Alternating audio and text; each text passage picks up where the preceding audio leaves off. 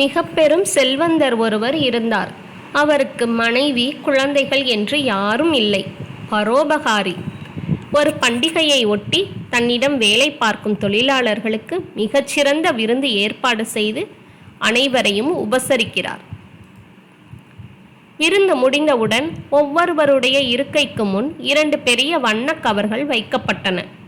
ஒன்றில் பணம் என்றும் மற்றொன்றில் புனித இராமாயண புத்தகம் என்றும் எழுதி வைக்கப்பட்டிருந்தது. பின் செல்வந்தர் தொழிலாளர்களிடம், நண்பர்களே, நீங்கள் எனக்காக உண்மையாக உழைக்கின்றீர்கள். அதற்காக நானும் உங்கள் வேலைக்கேற்ற சம்பளம் கொடுத்து வந்துள்ளேன். என்னுடைய இந்த செல்வம் இறைவனால் அருளப்பட்டது. என்னுடைய செல்வத்தை நான் எவ்வாறு செலவழித்தேன் என்று இறைவனுக்கு பதில் சொல்ல கடமைப்பட்டுள்ளேன். உங்கள் முன் 2 கவர்கள் உள்ளன. ஒன்றில் பணம், மற்றொன்றில் இராமாயண புத்தகம். இதில் ஏதாவது ஒன்றை நீங்கள் தேர்ந்தெடுக்கலாம் என்று சொன்னார். முதலாவது வந்தவர் தயங்கியவாறே சொன்னார், முதலாளி, நான் இராமாயணத்தை மதிக்கிறேன்.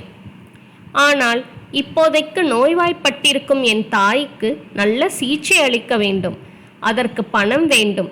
அதனால் நான் பணம் என்று எழுதப்பட்ட கவரை எடுத்துக்கொள்கிறேன் என்று பணக்கவரை எடுத்துக்கொண்டார்.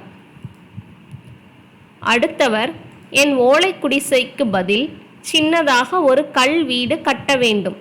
இந்த பணம் இருந்தால் என் கனவு வீடு கட்ட முடியும். எனவே நானும் பணக்கவரையை எடுத்துக்கொள்கிறேன் என்று பணக்கவரை எடுத்துக்கொண்டு முதலாளிக்கு நன்றி சொல்லி நகன்றார். இப்படியே அடுத்து ஒவ்வொருவரும் ஒவ்வொரு காரணங்களோடு பணக்கவரையே எடுத்துக்கொண்டனர். கடைசியாக முதலாளியின் தோட்டத்தில் உள்ள கால்நடைகளை பராமரிக்கும் வாலிபனுடைய முறை.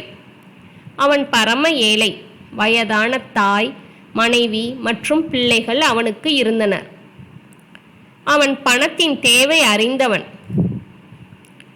அவனும் பணம் உள்ள கவர் அருகில் சென்று அதை எடுத்து கையில் வைத்துக்கொண்டு முதலாளியிடம், என்னுடைய தேவைக்கு நான் எப்போது கேட்டாலும் நீங்கள் பணம் தரத்தான் போகிறீர்கள். மேலும் என் அம்மா அடிக்கடி சொல்வார்கள், ஏழ்மை என்பதும் இறைவனால் அருளப்பட்டதே. நம் தேவைகளை நிறைவேற்றுபவனாக எல்லாம் வல்ல இறைவன் இருக்கிறான். மேலும் எங்கள் வீட்டில் ஒரு பழக்கம், தினசரி அதிகாலை இராமாயணம் படித்தும் மாலை நேரத்தில் மகாபாரதம் படித்தும் என் அம்மா அதன் அர்த்தம் சொல்லுவார்கள். நாங்கள் அம்மாவை சுற்றி அமர்ந்து அதை கேட்போம் என்று சொன்ன அந்த வாலிபன் எடுத்த பணக்கவரை எடுத்த இடத்திலேயே வைத்துவிட்டு, நான் இந்த புனிதமான இராமாயண புத்தகத்தை தேர்ந்தெடுக்கிறேன் என்று சொல்லி அதனை கையில் எடுத்தான். புனித இராமாயண புத்தகம் இருந்த கவரை எடுத்தவன் முதலாளியிடம் நன்றி சொல்லிவிட்டு அதை திறந்து பார்க்கிறான். என்ன ஒரு ஆச்சரியம்! இராமாயணம் இருந்த கவருக்குள் மேலும் 2 கவர்கள். ஒன்றில் பணமும் மற்றொன்றில் செல்வந்தரின் சொத்துக்களின் ஒரு பகுதியை தானமாக எழுதி கையெழுத்திடப்பட்ட பத்திரம்.